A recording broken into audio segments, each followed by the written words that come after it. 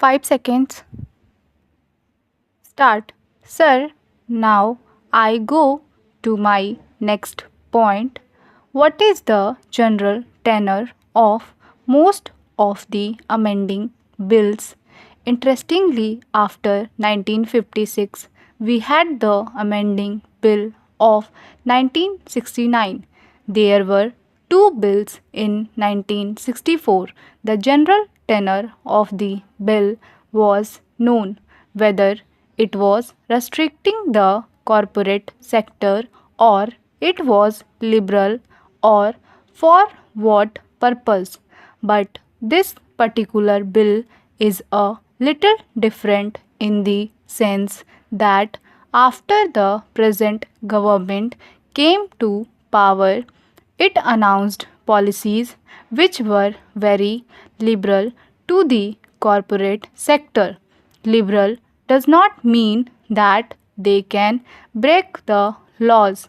Liberal means that the government lays down the framework of the industrial policy, and within the framework of that policy, government wants to give the corporate sector a little leeway to operate. But here I find under section 270 or section 372 a whole new definition is given to intercorporate deposits, including deposits within the meaning of loan, not only creates trouble for the corporate sector, it is violence to the English language.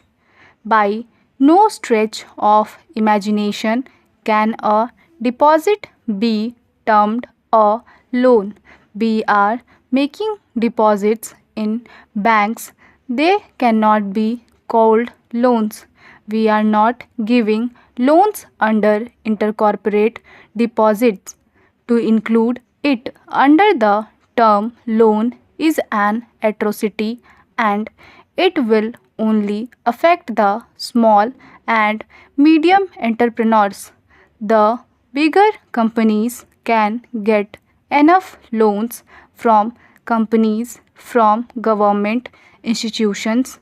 In spite of our talk of socialism and decentralization, it is always the bigger companies which get the larger cake out of the government resources, and it is the small and medium people who are hit hard by this provision, while ostensibly it is meant to protect the small man. The people who are really hit by the tenor of this bill are the small and medium entrepreneurs.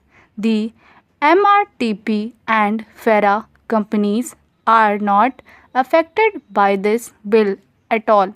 I do not suggest that there should be any restriction put on MRTP or FERA companies which are not realistic.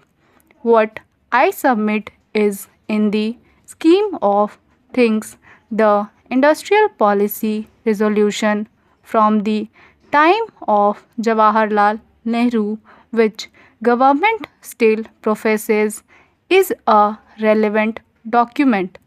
I feel in terms of fulfilling those objectives, there should be restrictions only on MRTP and FERA companies. Small and medium sized companies should be outside the orbit of most of these restrictions. Only then will the company law be effective. Otherwise, this series of amendments may add to the plethora of amendments that we have been adding from year to year. Stop.